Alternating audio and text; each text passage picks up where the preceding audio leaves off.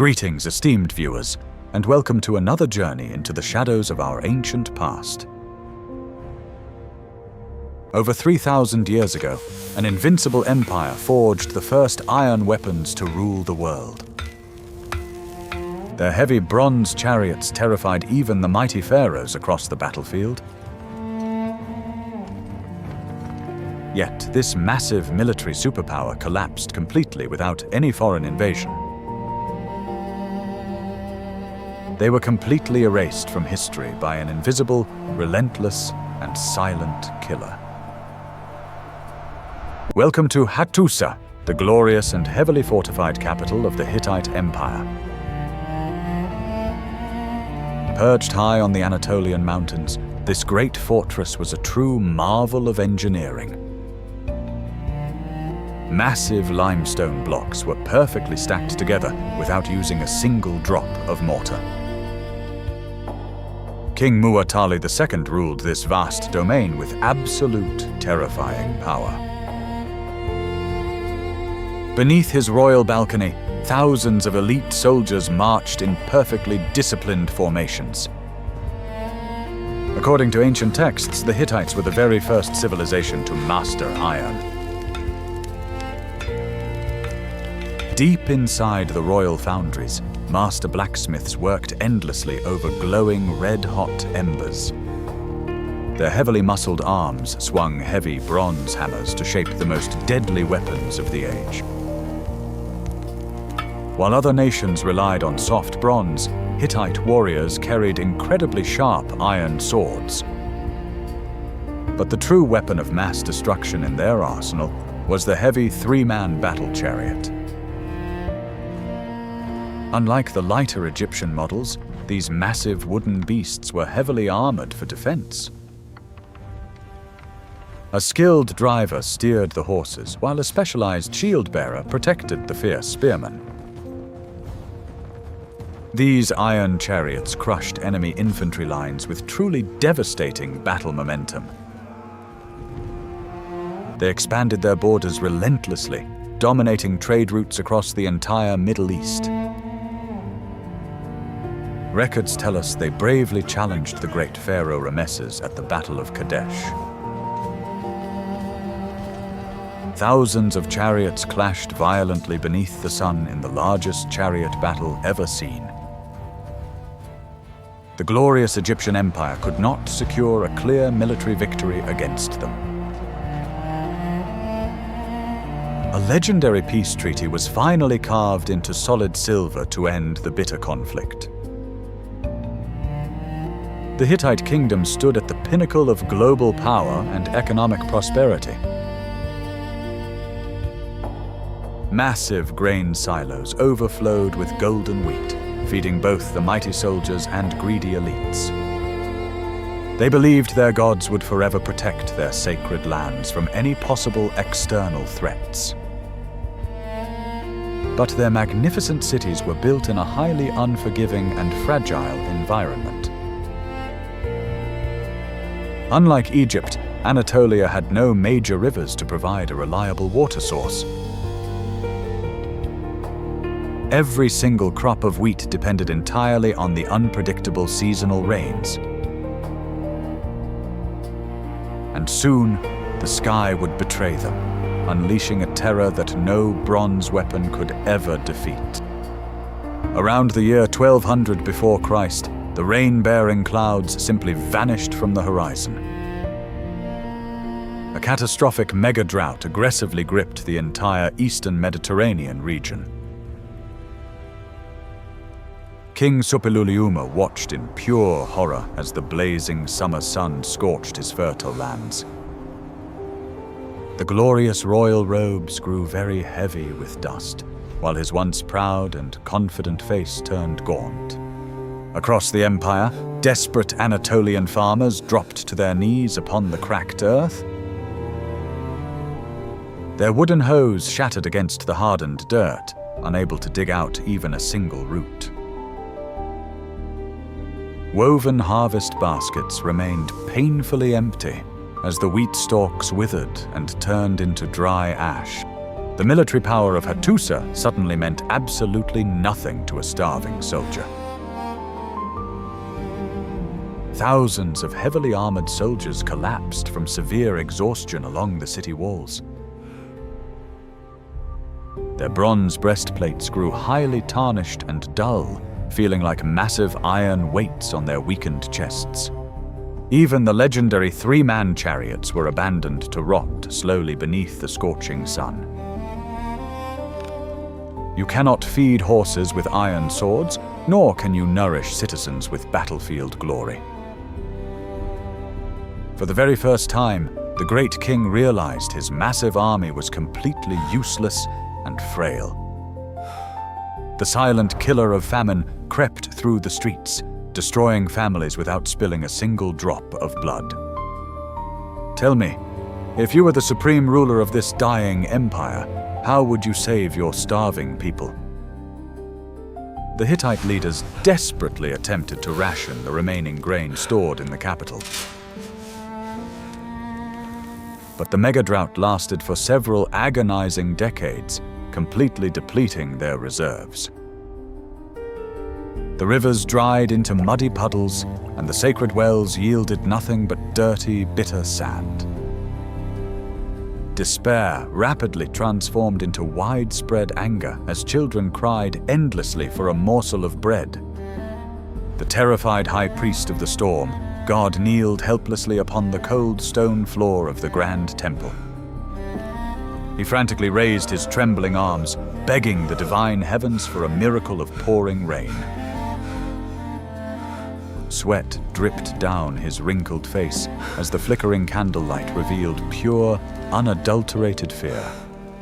The heavens remained silent, offering no salvation to the dying children of Anatolia. The mighty king had to abandon his military pride and beg his former enemies for urgent help. Royal messengers were hastily dispatched across the barren desert, with desperate clay tablets in hand. Exhausted envoys collapsed face down on the dry sand, severely dehydrated beneath the brutal sun. They tightly clutched the cuneiform messages to their chests, hoping to reach the lush Nile River delta. Historians have uncovered these tragic letters, revealing the profound depth of their misery. One famous tablet clearly reads, "It is a matter of life and death. We have absolutely no grain." They pleaded with the pharaoh to send massive cargo ships filled with wheat to save their starving families. However, the Hittites were not the only ones suffering from this environmental collapse. The Eastern Mediterranean trade network was crumbling under the immense pressure. Allied kingdoms like Ugarit in Syria were also facing their own brutal peasant rebellions. Pirate fleets and desperate marauders known as the Sea Peoples began attacking supply ships. The anticipated Egyptian grain shipments never arrived at the Anatolian ports. Without food, the social fabric of the grand Hittite Empire began to tear itself apart rapidly. Paranoia swept through the wealthy inner palace as aristocrats hoarded their silver treasures. Nobles slowly withered away in fear, tightly clutching jewelry while covered in thick layers of dust. Assassinations multiplied as the royal court violently fractured into warring factions. The once loyal military commanders turned their heavy bronze weapons against their own hungry citizens. Outside the palace gates, a starving mob gathered furiously under the dark, ash-filled evening sky. Starving rioters screamed in primal hunger, their crazed faces illuminated by harsh red firelight. They aggressively wielded flaming torches and broken farming tools as deadly weapons against the guards. The mighty city walls that kept out foreign armies could not stop the desperate rage of civilians.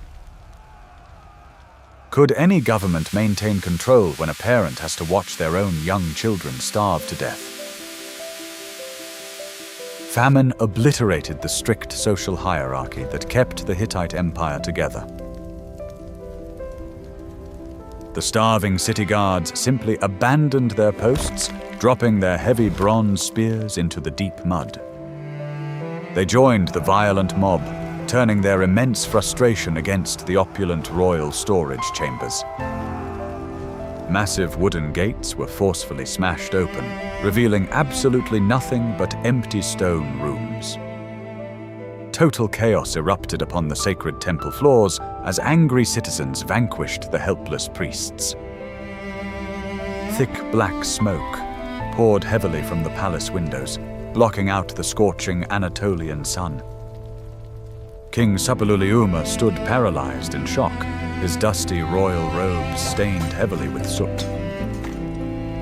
He stared blankly at his burning wooden throne with dead, hollow eyes, shedding no further useless tears. An empty clay bowl slipped from his trembling fingers, shattering violently upon the cold stone floor. The symbol of supreme power was completely broken by the relentless brutality of raw nature. There was no glorious final stand, no grand battle against foreign empires to secure a legacy. Only the terrifying sounds of chaos and the hungry crackle of destructive flames filled the night. The great capital of Hattusa, once thought to be immortal, was rapidly turning into grey ash. Thousands of survivors fled the burning city, walking aimlessly into the terrifying darkness. They left behind their monumental stone walls, their heavy swords, and once invincible chariots. These deeply defeated silhouettes trudged slowly through thick volumetric smoke and falling white ash. Without agriculture, they reverted completely to a primitive hunter-gatherer way of life. The mighty winds of the Anatolian plateau eventually blew thick dirt over the silent ruins. Huge stone lions that once guarded the majestic gates stared blindly into an entirely empty wasteland. Flocks of black crows perched quietly upon the decaying wooden remnants of the bronze battle chariots.